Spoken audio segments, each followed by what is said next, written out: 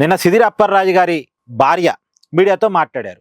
ఆమె కామెంట్స్ చూస్తే నాకు నవ్వాలో ఏడవాలో అర్థం కాలేదు.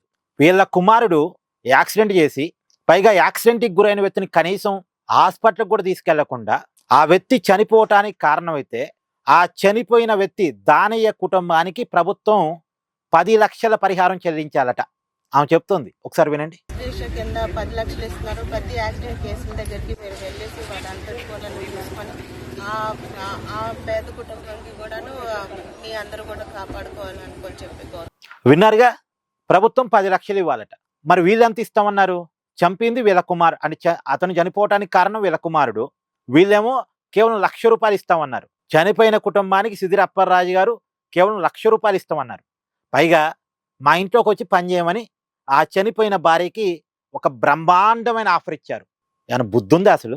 ఇప్పుడు వెనకటికి మనం వినేవాళ్ళం, రాజుల మధ్య యుద్ధం జరిగినప్పుడు గెలిచిన రాజు ఓడిపోయిన రాజు భార్యని ఇంట్లో పనిలో పెట్టుకునేవాడట.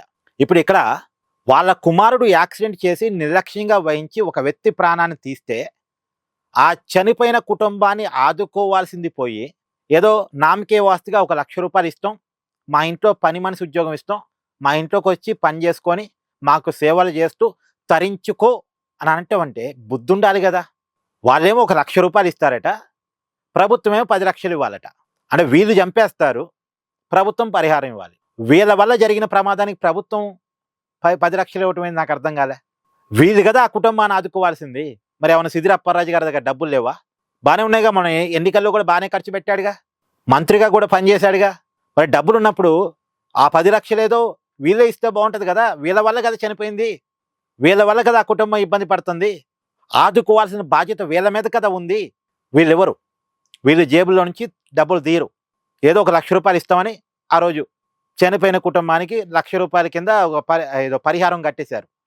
సో అదే ఈ మాటలు మాట్లాడటానికి అసలు బుర్ర బుద్ధి ఉంటుందా ఉండదా నాకు అర్థం కావట్లేదు. మళ్ళీ వీళ్ళంతా అమాయకులని జగన్మోహన్ రెడ్డి గారు వెనకేసుకు రాస్తారు. వీళ్ళంతా అమాయకులు. సరే, ఏమన్నారు ఇక్కడ? మీరే కామెంట్ చేసే ప్రయత్నం చేయండి దయచేసి.